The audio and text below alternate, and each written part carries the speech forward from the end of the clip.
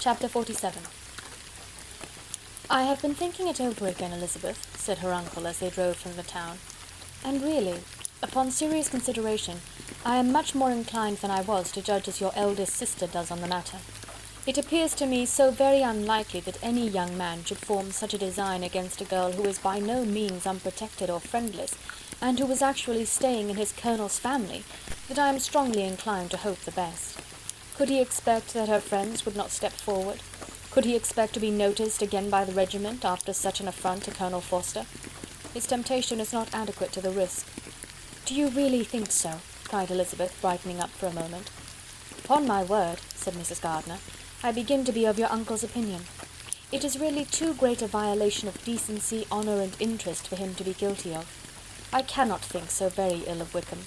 Can you yourself, Lizzie, so wholly give him up as to believe him capable of it?" "Not, perhaps, of neglecting his own interest, but of every other neglect I can believe him capable, if indeed it should be so. But I dare not hope it. Why should they not go on to Scotland, if that had been the case?" "In the first place," replied Mr. Gardiner, "there is no absolute proof that they are not gone to Scotland." "Oh, but their removing from the chaise into a hackney coach is such a presumption! And besides, no traces of them were to be found on the Barnet road." "Well then, supposing them to be in London. They may be there, though for the purpose of concealment, for no more exceptional purpose. It is not likely that money should be very abundant on either side, and it might strike them that they could be more economically, though less expeditiously married in London than in Scotland." "But why all this secrecy? Why any fear of detection? Why must their marriage be private?" "Oh, no, no, this is not likely. His most particular friend, you see by Jane's account, was persuaded of his never intending to marry her. Wickham will never marry a woman without some money. He cannot afford it. And what claims has Lydia, what attraction has she beyond youth, health, and good humour that could make him, for her sake, forego every chance of benefiting himself by marrying well? As to what restraint the apprehensions of disgrace in the corps might throw on a dishonourable elopement with her, I am not able to judge, for I know nothing of the effects that such a step might produce. But as to your other objection, I am afraid it will hardly hold good. Lydia has no brothers to step forward, and he might imagine from my father's behaviour, from his indolence and the little attention he has ever seemed to give to what was going forward in his family, that he would do as little, and think as little about it, as any father could do in such a matter. But can you think that Lydia is so lost to everything but love of him as to consent to live with him on any terms other than marriage?" "It does seem, and it is most shocking indeed," replied Elizabeth, with tears in her eyes, "that a sister's sense of decency and virtue in such a point should admit of doubt. But really I know not what to say. Perhaps I am not doing her justice, but she is very young. She has never been taught to think on serious subjects, and for the last half year, nay, for a 12-month, she has been given up to nothing but amusement and vanity. She has been allowed to dispose of her time in the most idle and frivolous manner, and to adopt any opinions that came in her way. Since the Shire were first quartered in Meryton, nothing but love, flirtation, and officers have been in her head. She has been doing everything in her power by thinking and talking on the subject to give greater, what shall I call it, susceptibility to her feelings, which are naturally lively enough. And we all know that Wickham has every charm of person and address that can captivate a woman." "But you see that Jane," said her aunt, "does not think so very ill of Wickham as to believe him capable of the attempt." "Of whom does Jane ever think ill? And who is there, whatever might be their former conduct, that she would think capable of such an attempt till it were proved against them? But Jane knows as well as I do what Wickham really is. We both know that he has been profligate in every sense of the word, that he has neither integrity nor honour, that he is as false and deceitful as he is insinuating." "And you really know all this?" cried Mrs. Gardiner, whose curiosity as to the mode of her intelligence was all alive. "I do indeed," replied Elizabeth, colouring. "I told you the other day of his infamous behaviour to Mr. Darcy, and you yourself, when last at Longbourn, heard in what manner he spoke of the man who had behaved with such forbearance and liberality towards him. And there are other circumstances which I am not at liberty, which it is not worth while to relate. But his lies about the whole Pemberley family are endless. From what he said of Miss Darcy, I was thoroughly prepared to see a proud, reserved, disagreeable girl, yet he knew to the contrary himself. He must know that she was as amiable and unpretending as we have found her. But Does Lydia know nothing of this? Can she be ignorant of what you and Jane seem so well to understand? Oh, yes. That is the worst of all. Till I was in Kent, and saw so much of both Mr. Darcy and his relation, Colonel Fitzwilliam, I was ignorant of the truth myself. And when I returned home, the Shire was to leave Meryton in a week or fortnight's time. As that was the case, neither Jane, to whom I related the whole, nor I, thought it necessary to make our knowledge public. For of what use could it apparently be to anyone, that the good opinion which all the neighbourhood had of him should then be overthrown? And even if it was settled that Lydia should go with Mrs. Forster, the necessity of opening her eyes to his character never occurred to me. That she could be in any danger from the deception never entered my head. That such a consequence as this could ensue, you may easily believe, was far enough from my thoughts. When they all removed to Brighton, therefore, you had no reason, I suppose, to believe them fond of each other. Not the slightest. I can remember no symptom of affection on either side, and had anything of the kind been perceptible, you must be aware that ours is not a family in which it could be thrown away. When first he entered the corps, she was ready enough to admire him, but so we all were. Every girl in or near Meryton was out of her senses about him for the first 2 months, but he never distinguished her by any particular attention, and consequently, after a moderate period of extravagant and wild admiration, her fancy for him gave way, and others of the regiment, who treated her with more distinction, again became her favourites. It may be easily believed that however little of novelty could be added to their fears, hopes, and conjectures on this interesting subject by its repeated discussion, no other could detain them from it long during the whole of the journey. From Elizabeth's thoughts it was never absent. Fixed there by the keenest of all anguish, self-reproach, she could find no interval of ease or forgetfulness. They travelled as expeditiously as possible, and sleeping one night on the road, reached Longbourn by dinner-time the next day. It was a comfort to Elizabeth to consider that Jane could not have been wearied by long expectations. The little gardeners, attracted by the sight of a chaise, were standing on the steps of the house as they entered the paddock, and when the carriage drove up to the door, the joyful surprise that lighted up their faces and displayed itself over their whole bodies in a variety of capers and frisks was the first pleasing earnest of their welcome. Elizabeth jumped out, and after giving each of them a hasty kiss, hurried into the vestibule, where Jane, who came running down from her mother's apartment, immediately met her. Elizabeth, as she affectionately embraced her, whilst tears filled the eyes of both, lost not a moment in asking whether anything had been heard of the fugitives. "Not yet," replied Jane, "but now that my dear uncle has come, I hope everything will be well. Is my father in town?" "Yes, he went on Tuesday, as I wrote you word." "And have you heard from him often?" "We have heard only twice. He wrote me a few lines on Wednesday to say that he had arrived in safety, and to give me his directions, which I particularly begged him to do. He merely added that he should not write again till he had something of importance to mention." "And my mother, how is she? How are you all?" "My mother is tolerably well, I trust, though her spirits are greatly shaken. She is upstairs, and will have great satisfaction in seeing you all. She does not yet leave her dressing-room. Mary and Kitty, thank heaven, are quite well. But you, how are you?" cried Elizabeth. "You look pale. How much you must have gone through." Her sister, however, assured her of her being perfectly well, and their conversation, which had been passing while Mr. and Mrs. Gardiner were engaged with their children, was now put an end to by the approach of the whole party. Jane ran to her uncle and aunt, and welcomed and thanked them both, with alternate smiles and tears. When they were all in the dining-room, the questions which Elizabeth had already asked were of course repeated by the others, and they soon found that Jane had no intelligence to give. The sanguine hope of good, however, which the benevolence of her heart suggested, had not yet deserted her. She still expected that it would all end well, and that every morning would bring some letter, either from Lydia or her father, to explain their proceedings, and perhaps announce their marriage. Mrs. Bennet, to whose apartment they all repaired after a few minutes' conversation together, received them exactly as might be expected, with tears and lamentations of regret, invectives against the villainous conduct of Wickham, and complaints of her own sufferings and ill usage, blaming everybody but the person to whose ill-judging indulgence the errors of her daughter must principally be owing.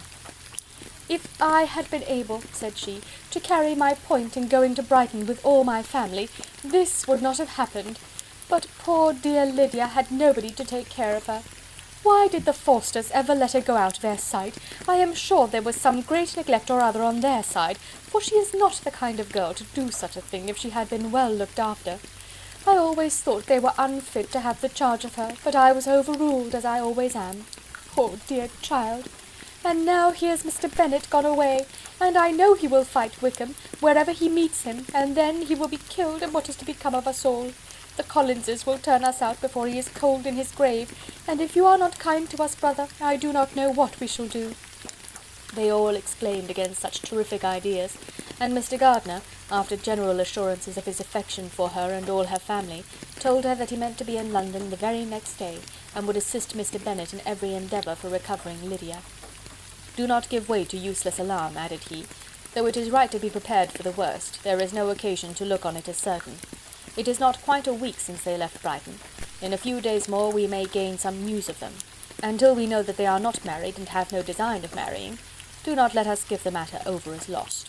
As soon as I get to town I shall go to my brother, and make him come home with me to Gracechurch Street, and then we may consult together as to what is to be done." "Oh, my dear brother," replied Mrs. Bennet, "that is exactly what I could most wish for.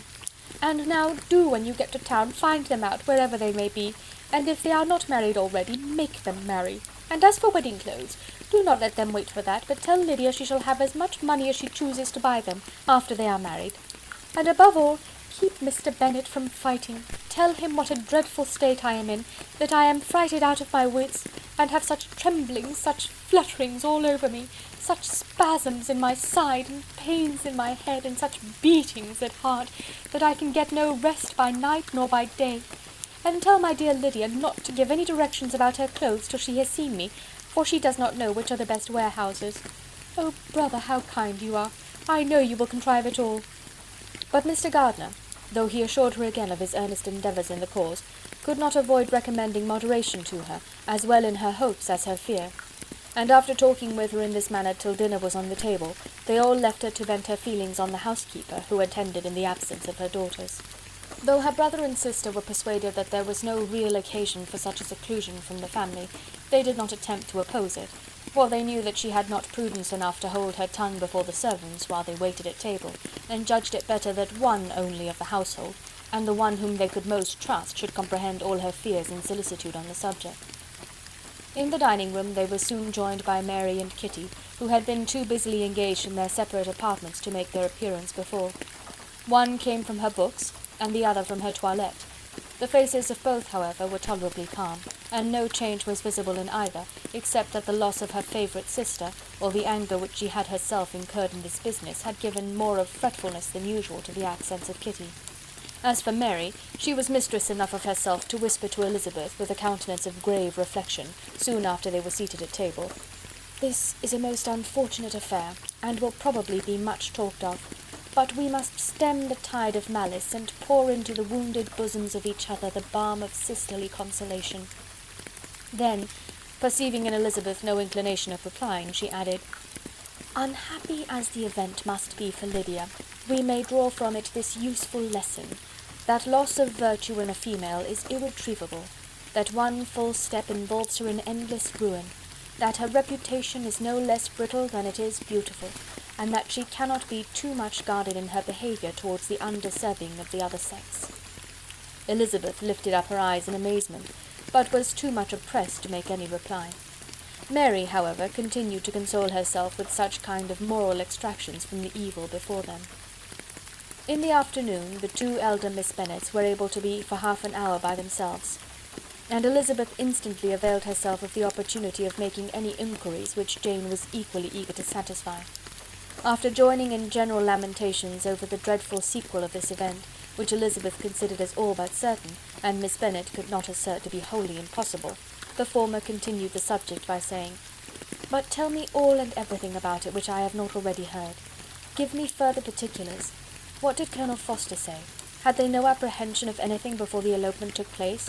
They must have seen them together forever." Colonel Forster did own that he had often suspected some partiality, especially on Lydia's side, but nothing to give him any alarm. I am so grieved for him. His behaviour was attentive and kind to the utmost. He was coming to us in order to assure us of his concern before he had any idea of their not being gone to Scotland. When that apprehension first got abroad, it hastened his journey. And was Denny convinced that Wickham would not marry? Did he know of their intending to go off? Had Colonel Forster seen Denny himself? Yes, but when questioned by him, Denny denied knowing anything of their plans, and would not give his real opinion about it. He did not repeat his persuasion of their not marrying, and from that I am inclined to hope he might have been misunderstood before. And till Colonel Forster came himself, not one of you entertained a doubt, I suppose, of their really being married? How was it possible that such an idea should enter our brains? I felt a little uneasy, a little fearful of my sister's happiness with him in marriage, because I knew that his conduct had not always been quite right. My father and mother knew nothing of that. They only felt how imprudent a match it must be. Kitty then owned, with a very natural triumph on knowing more than the rest of us, that in Lydia's last letter she had prepared her for such a step. She had known, it seems, of their being in love with each other many weeks. But not before they went to Brighton. No, I believe not. And did Colonel Forster appear to think well of Wickham himself? Does he know his real character? I must confess that he did not speak so well of Wickham as he formerly did. He believed him to be imprudent and extravagant, and since this sad affair has taken place, it is said that he left Meryton greatly in debt. But I hope this may be false. Oh, Jane, had we been less secret, had we told what we knew of him, this could not have happened. Perhaps it would have been better, replied her sister, but to expose the former faults of any person without knowing what their present feelings were seemed unjustifiable. We acted with the best intentions. Could Colonel Forster repeat the particulars of Lydia's note to his wife? He brought it with him for us to see. Jane then took it from her pocket-book and gave it to Elizabeth. These were the contents. My dear Harriet, you will laugh when you know where I am gone, and I cannot help laughing myself at your surprise tomorrow morning as soon as I am missed. I am going to Gretna Green, and if you cannot guess with who, I shall think you a simpleton, for there is but one man in the world I love, and he is an angel. I should never be happy without him, so think it no harm to be off. You need not send them word at Longbourn of my going, if you do not like it, for it will make the surprise the greater when I write them and sign my name Lydia Wickham. What a good joke it will be! I can hardly write for laughing. Pray make my excuses to Pratt for not keeping my engagement and dancing with him tonight. Tell him I hope he will excuse me when he knows all. And tell him I will dance with him at the next ball we meet, with great pleasure. I shall send for my clothes when I get to Longbourn, but I wish you would tell Sally to mend a great slit in my worked muslin gown before they are packed up. Good-bye. Give my love to Colonel Forster. I hope he will drink to our good journey. Your affectionate friend, Lydia Bennet. Oh, thoughtless, thoughtless Lydia, cried Elizabeth when she had finished it. What a letter is this, to be written at such a moment! But at least it shows that she was serious on the subject of their journey. Whatever he might afterwards persuade her to, it was not on her side a scheme of infamy. My poor father, how he must have felt it! I never saw anyone so shocked. He could not speak a word for full 10 minutes. My mother was taken ill immediately, and the whole house in such confusion. Oh, Jane, cried Elizabeth, was there a servant belonging to it who did not know the whole story before the end of the day? I do not know. I hope there was. But to be guarded at such a time is very difficult. My mother was in hysterics, and though I endeavoured to give her every assistance in my power, I am afraid I did not do so much as I might have done. But the horror of what might possibly happen almost took me from my faculties. Your attendance upon her has been too much for you. You do not look well. Oh, that I had been with you! You have had every care and anxiety upon yourself alone. Mary and Kitty have been very kind, and would have shared in every fatigue, I am sure, but I did not think it right for either of them. Kitty is slight and delicate, and Mary studies so much that her hours of repose should not be broken in on. My Aunt Phillips came to Longbourn on Tuesday after my father went away, and was so good as to stay till Thursday with me. She was of great use and comfort to us all, and Lady Lucas has been very kind. She walked here on Wednesday morning to condole with us, and offered her services, or any of her daughters, if they should be of use to us. She had better have stayed at home, cried Elizabeth. Perhaps she meant well, but under such a misfortune as this, one cannot see too little of one's neighbours. Assistance is impossible, condolence insufferable. Let them triumph over us at a distance, and be satisfied. She then proceeded to inquire into the measures which her father had intended to pursue while in town for the recovery of his daughter. He meant, I believe, replied Jane, to go to Epsom, the place where they last changed horses, see the postilions, and try if anything could be made out from them. His principal object must be to discover the number of the hackney coach which took them from Clapham. It had come with a fare from London, and as he thought that the circumstance of a gentleman and ladies removing from one carriage into another might be remarked, he meant to make inquiries at Clapham. If he could anyhow discover at what house the coachman had before set down his fare, he determined to make inquiries there, and hoped it might not be impossible to find out the stand and number of the coach. I do not know of any other designs that he had formed, but he was in such a hurry to be gone, and his spirits so greatly discomposed, that I had difficulty in finding out even so much as this. Chapter 48. The whole party were in hopes of a letter from Mr. Bennet the next morning, but the post came in without bringing a single line from him. His family knew him to be, on all common occasions, a most negligent and dilatory correspondent, but at such a time they had hoped for exertion. They were forced to conclude that he had no pleasing intelligence to send, but even of that they would have been glad to be certain. Mr. Gardiner had waited only for the letters before he set off. When he was gone, they were certain at least of receiving constant information of what was going on, and their uncle promised, at parting, to prevail on Mr. Bennet to return to Longbourn as soon as he could, to the great consolation of his sister, who considered it as the only security for her husband's not being killed in a duel. Mrs. Gardiner and the children were to remain in Hertfordshire a few days longer, as the former thought her presence might be serviceable to her nieces. She shared in their attendance on Mrs. Bennet, and was a great comfort to them in their hours of freedom. Their other aunt also visited them frequently, and always, as she said, with the design of cheering and heartening them up, though, as she never came without reporting some fresh instance of Wickham's extravagance or irregularity, she seldom went away without leaving them more dispirited than she found them. All Meryton seemed striving to blacken the man who, but 3 months before, had been almost an angel of light. He was declared to be in debt to every tradesman in the place, and his intrigues, all honoured with the title of seduction, had been extended into every tradesman's family. Everybody declared that he was the wickedest young man in the world, and everybody began to find out that they had always distrusted the appearance of his goodness. Elizabeth, though she did not credit above half of what was said, believed enough to make her former assurance of her sister's ruin more certain, and even Jane, who believed still less of it, became almost hopeless, more especially as the time was now come when, if they had gone to Scotland, which she had never before entirely despaired of, they must in all probability have gained some news of them. Mr. Gardiner left Longbourn on Sunday. On Tuesday his wife received a letter from him.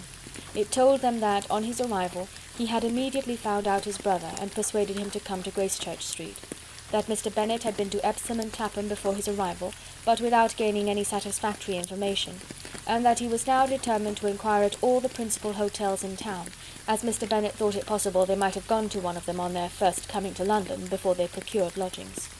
Mr. Gardiner himself did not expect any success from this measure, but as his brother was eager in it, he meant to assist him in pursuing it. He added that Mr. Bennet seemed wholly disinclined at present to leave London, and promised to write again very soon. There was also a postscript to this effect: "I have written to Colonel Forster to desire him to find out, if possible, from some of the young man's intimates in the regiment, whether Wickham has any relations or connections who would be likely to know in what part of town he has now concealed himself. If there were any one that one could apply to with a probability of gaining such a clue as that, it might be of essential consequence. At present we have nothing to guide us. Colonel Forster will, I dare say, do everything in his power to satisfy us on this head. But on second thoughts, perhaps Lizzie could tell us what relations he has now living, better than any other person." Elizabeth was at no loss to understand from whence this deference to her authority proceeded, but it was not in her power to give any information of so satisfactory a nature as the compliment deserved. She had never heard of his having had any relations except a father and mother, both of whom had been dead many years. It was possible, however, that some of his companions in the shire might be able to give more information, and though she was not very sanguine in expecting it, the application was a something to look forward to.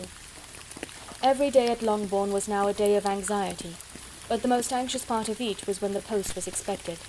The arrival of letters was the grand object of every morning's impatience. Through letters, whatever of good or bad was to be told would be communicated, and every succeeding day was expected to bring some news of importance. But before they heard again from Mr. Gardiner, a letter arrived for their father from a different quarter, from Mr. Collins, which, as Jane had received directions to open all that came for him in his absence, she accordingly read, and Elizabeth, who knew what curiosities his letters always were, looked over her and read it likewise. It was as follows: "My dear Sir, I feel myself called upon by our relationship and my situation in life to condole with you on the grievous affliction you are now suffering under, of which we were yesterday informed by a letter from Hertfordshire. Be assured, my dear sir, that Mrs. Collins and myself sincerely sympathise with you and all your respectable family in your present distress, which must be of the bitterest kind, because proceeding from a cause which no time can remove. No arguments shall be wanting on my part that can alleviate so severe a misfortune, or that may comfort you under a circumstance that must be of all others the most afflicting to a parent's mind. The death of your daughter would have been a blessing in comparison to this, and it is the more to be lamented, because there is reason to suppose, as my dear Charlotte informs me, that this licentiousness of behaviour in your daughter has proceeded from a faulty degree of indulgence, though at the same time, for the consolation of yourself and Mrs. Bennet, I am inclined to think that her own disposition must be naturally bad, or she could not be guilty of such an enormity at so early an age. Howsoever that may be, you are grievously to be pitied, in which opinion I am not only joined by Mrs. Collins, but likewise by Lady Catherine and her daughter, to whom I have related the affair. They agree with me in apprehending that this false step in one daughter will be injurious to the fortunes of all the others. For who, as Lady Catherine herself condescendingly says, will connect themselves with such a family?